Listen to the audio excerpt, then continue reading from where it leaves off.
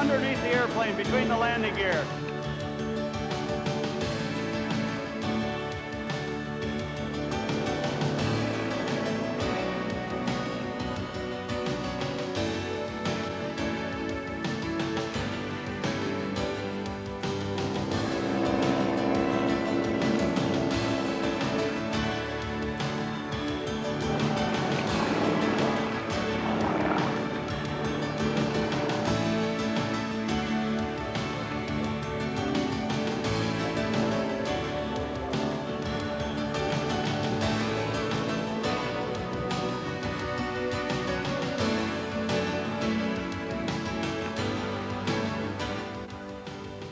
I'm John McLaughlin, and welcome to the world's most unique aviation event, Aviation Expo '94.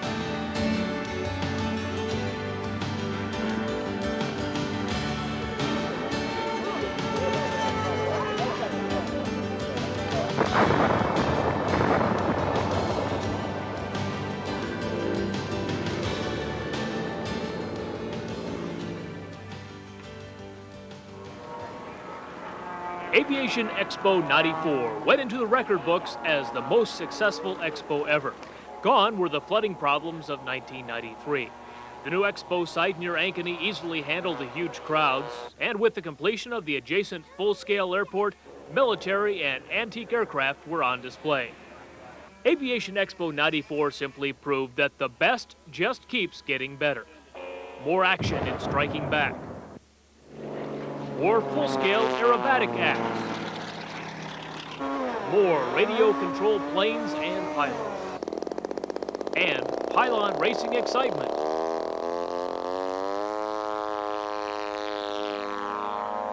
Let's begin our look back at Expo '94 with some RC action.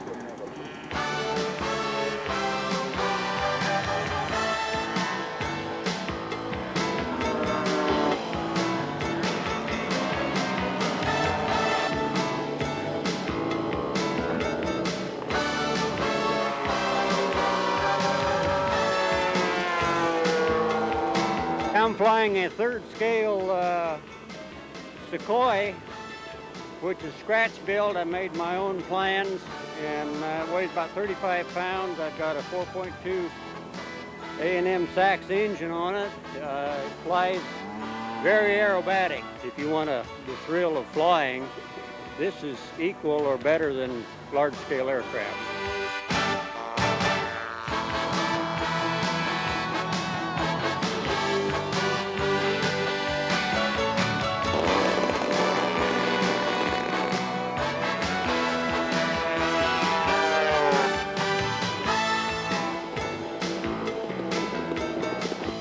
It's Fred Flintstone with the feet, and the behind is hanging out the bottom of the tail. I just wanted to be something different this year, and I think I got it.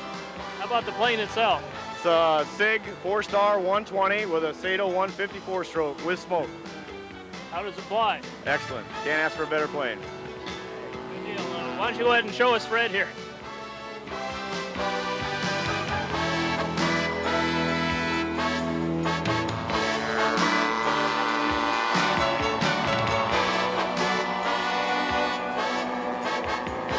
This is a unique event because it employs full scale and model to a great extent, and not only did the participants here get to be part of the show during the day, you get to sit back and watch expert full scale in the later afternoon. And it's the only place in the world you can watch the kind of pyrotechnics and the kind of quality airplanes that they fly during striking back. It's I've been to many events, I've been to many national competitions, and nothing compares to the excitement that you get here. What kind of planes are you flying? Well, today I'm flying a Cap 10, which is an aerobatic trainer, and this BT-13, which is a scale rendition of an early Navy trainer. What are the flying characteristics like on these planes? Well, this one is meant to be very aerobatic. It's meant to train stunt pilots to do their work. This was a trainer airplane for military pilots before they put them in the seat of a P-51. So it gave them an idea of what it was like to fly a big round radial engine and a low-wing airplane.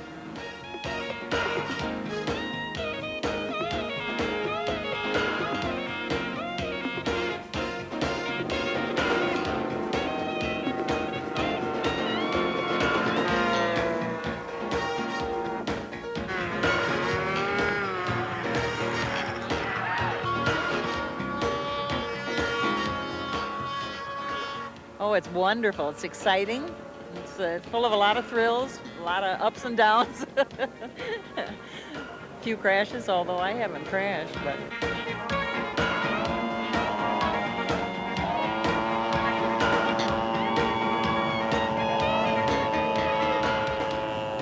I think it's really great. I think it's something that anybody who really enjoys aircraft should see, whether it's models or the real thing.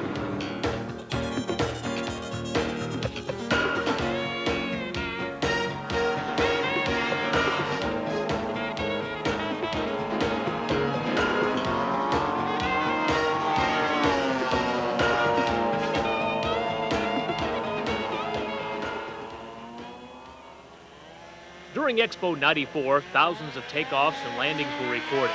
Keeping all those radio frequencies straight required the work of a team of dedicated volunteers who spent Expo in the transmitter impound. When they come up here, they give us their frequency number. We ask for their pilot number, and then we go get their frequency pin from the board, and we check them out to that time and also put it into the computer. Then they check it out and fly, and when they come back with that pin, we check them in, and it goes back in, and no other flyer can fly while that pin is off the board. They can sign up to be on the list later, so they have to watch and come up, and it just works perfectly that way. If you're interested in radio-controlled jet aircraft, then Expo was the place to be. From vintage warbirds to the latest high-tech military hardware, it was flying at Expo. Tell us about the characteristics of the F-4. Well, it's a very high-performance 1 cubic inch engine, starting at 25,000 RPM, a total of about 11 or 12 horsepower in the airplane. And you'll see it go 180, 190 miles an hour today. You'll see it go up to where we can hardly see it. Do a few aerobatic maneuvers and try to put on a good show.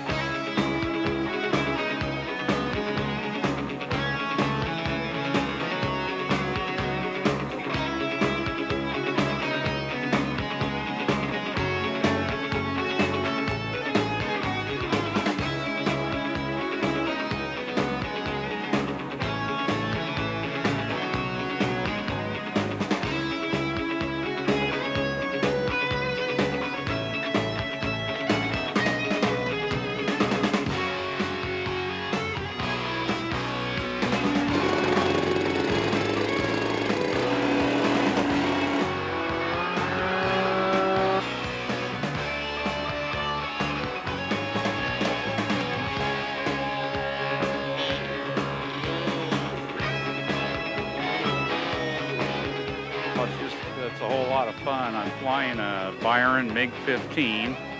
I've been flying it now for about 4 years, and it's a real fun plane to fly.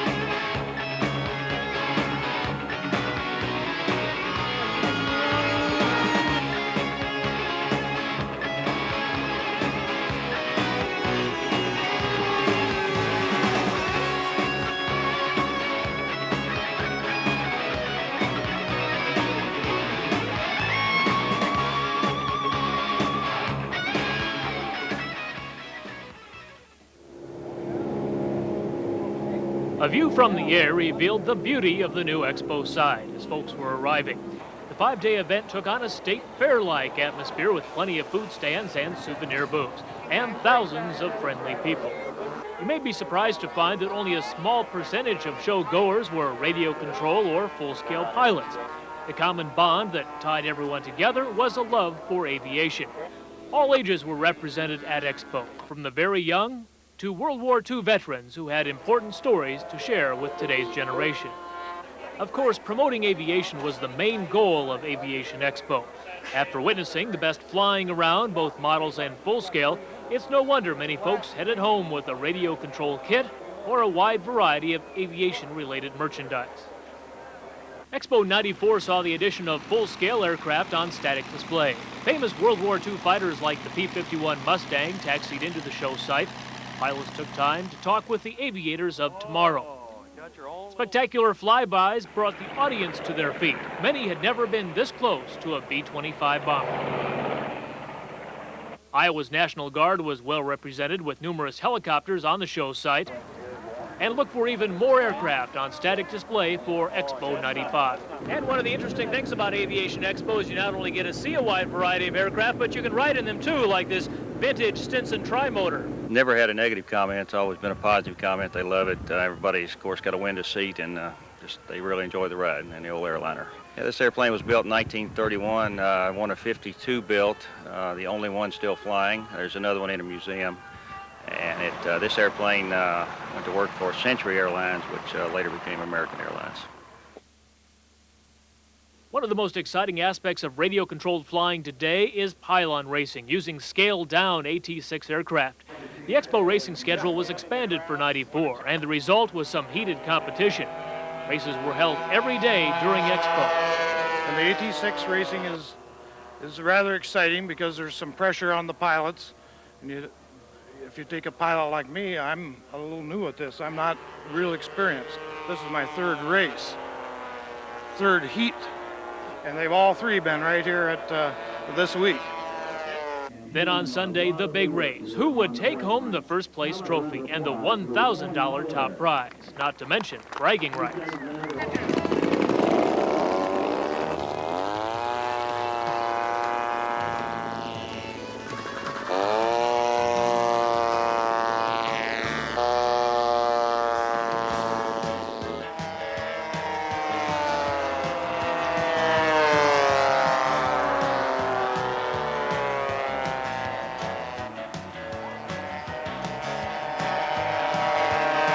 Here we go, around pylon number 2. Almost a couple near misses up there, but Bubba Spivey in 0-1 pulling underneath Dennis Crooks. Crooks definitely has the speed on the backside of the straightaway. Look at these four guys. What a traffic jam. Almost a mid-air collision right here in front of you. Dennis Crooks in race 140 pulls around pylon 1 with a little more pull than Bubba Spivey, and Ron Walker may have to settle for 4th unless he can stay up in that 3rd place slot. Here we go. Checkered flag is out for Dennis Crooks in race 140. Bubba Spivey, number 2 slot in race 0-1. Everything in the air is optional. Landing is mandatory. This is the hard part. If you look underneath the wing platform, no flaps on these aircraft, which means they're going to come in hot and fast. Our first aircraft in. Your winner, Dennis Crooks, in race 140 with a beautiful landing. That's his wife, Linda Crooks, behind him, who's doing the calling. Right. Hey, you didn't get no cuts, dude. Good week. Dennis, excellent. Good race, bud. Good race, Bubba. Ladies and gentlemen, for $1,000 cash and the first place trophy, Dennis Crooks.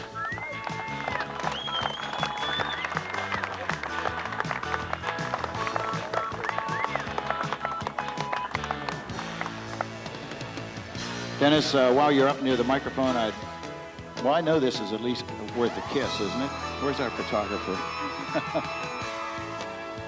Linda, it's okay. I know all you want is the check.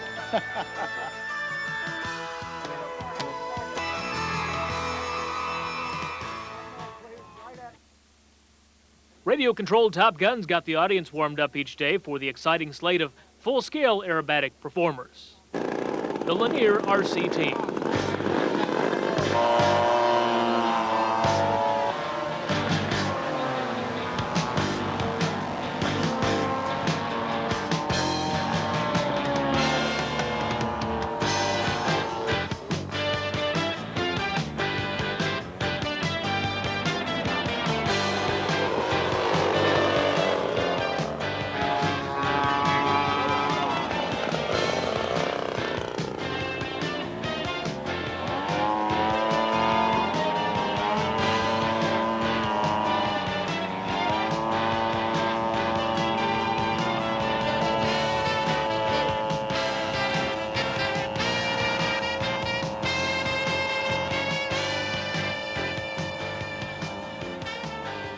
and of course the ever-popular Cloud Dancers.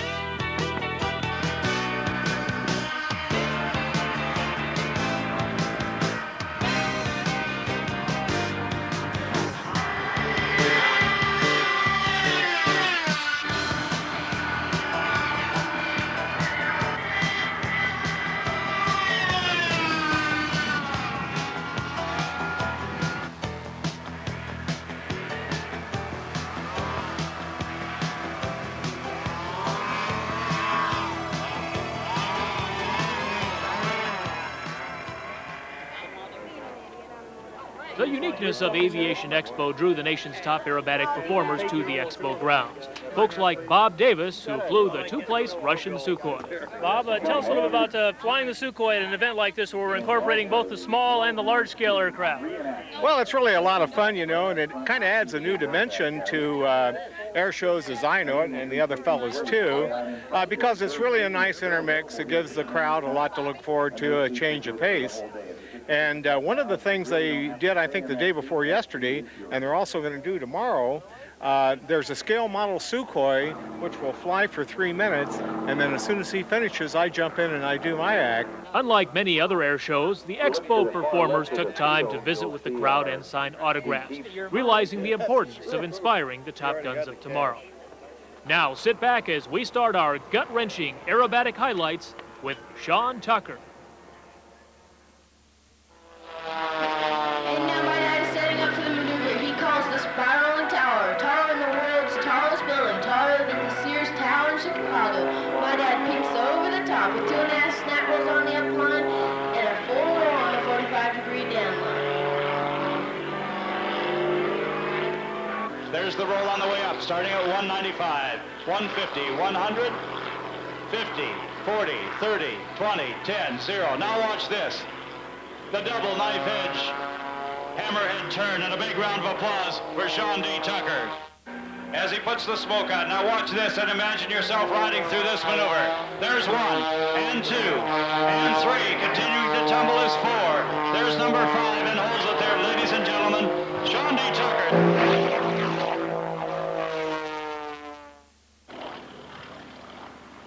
Again, the material used in this aircraft are the same type used in the Top Gun aircraft, the Sukhoi 27 and the Big 29. The very expensive use of titanium allows for strength but low weight. It's a tremendous expense to put into a civilian-owned aircraft. These aircraft are currently being sold for between $175,000 and $200,000 at the Pompano Air Center. Bob now climbing on the 60-degree line, executing a series of snap rolls on the line. Flying flat off the top, recovering into knife edge flight. Now the ability of our full-scale pilots and their full-scale aircraft to set up a routine or choreography for you is a tremendous amount of rehearsal. As you can see, Bob Davis, being sponsored by Chip's Restaurant this week, is constantly working the aircraft back into Air Show Center. Now, that's done with use of a pencil and a piece of paper, first on a desk to make sure that all of the energy, which equates to speed, and the altitude you have is such that it will flow or transition into the next maneuver without you getting out of place by having to brake and climb.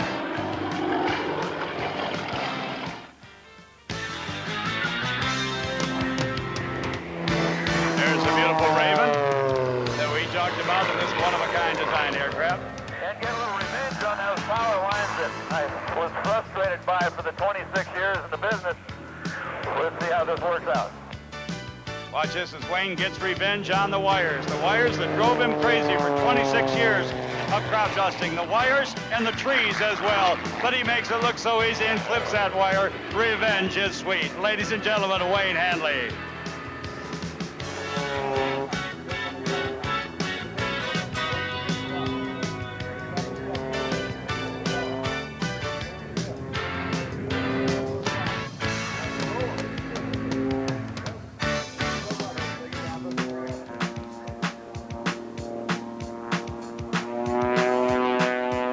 Yes, Superman is there. He is helping Jimmy fly the airplane. Look underneath the airplane between the landing gear.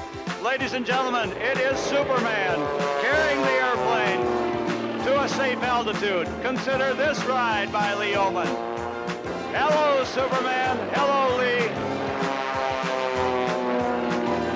Yes, and safely back to the airport. Did you like that, ladies and gentlemen? Here comes Lee. Filling up your cameras once again. Okay, back on the stick once again. As they go up, Jimmy starts the slow vertical roll, and Lee comes into position. This the hairpin turnaround. As the aircraft turns around in just one of its own spaces, Jim immediately goes into the down vertical snap roll. The speed is looking at 150, 160, 170. At 170, Jim pulls back on the stick again, and Lee goes upside down. What a ride, what a ride. Okay, watch the team now as they come in from your right. They're setting up for their signature turnaround maneuver. They're heading straight for the crowd at this time. This is called the looping perpendicular. While executing a loop, watch for the direction to change from towards the crowd to parallel to the crowd line. As they come down, they'll be setting up for a maneuver that makes me furious. It makes me mad because it looks so easy by the aces, but it is so hard to do. The formation barrel roll. The reason being, no two throttles are at the same setting. Look at this tight formation, red, white, and blue. Ladies and gentlemen, the aces are back in Iowa. Let's give them a big round of applause. I wish they would make that look harder. It just looks too easy. To the right, it's Mike Van Wagenen in ace number 2. To the left is Buzz Irish Lynch in ace number 3. But Steve changes that in a 1 second time period.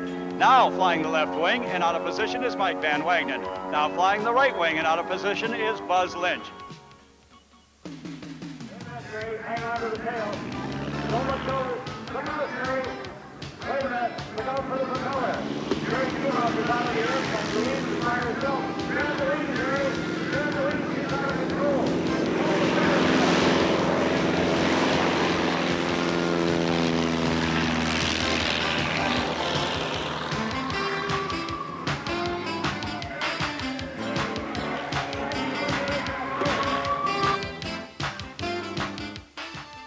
What you are about to see is a scale reenactment of the battle for Iwo Jima. Although every person involved is a great patriot, no one in the organization in any way condones war.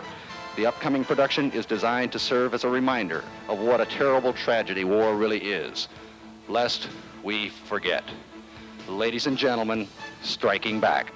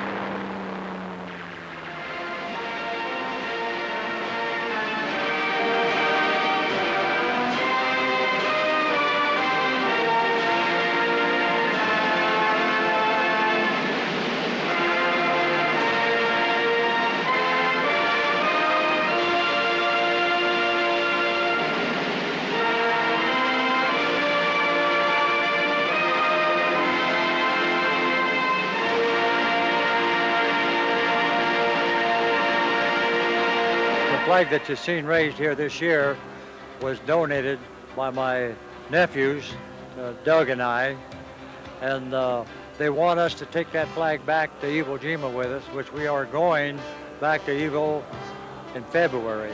And we're going to re-raise that flag, we're going to bring it back, and we're going to have it here at the Expo from here on. We put that flag up every day since I've been back here, and it's quite a feeling to be able to do that, because we saw it when it was originally raised there on Iwo. So it's kind of brings back a lot of memories. The undercast begins to break up and the weather planes radio back that Hiroshima is the best target. 8:30, the bomb run on Hiroshima begins. 8:35, the two planes accompanying the Enola Gay peel off. What she must do alone. It's 9:11 a.m. Bombs away. 9:16, Hiroshima all but disintegrates.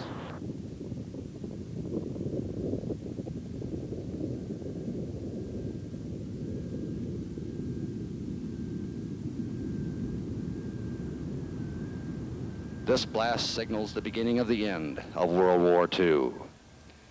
Never in modern history was a war begun with so smashing a victory by one side, and never in recorded history did the initial victor pay so dearly for his calculated treachery.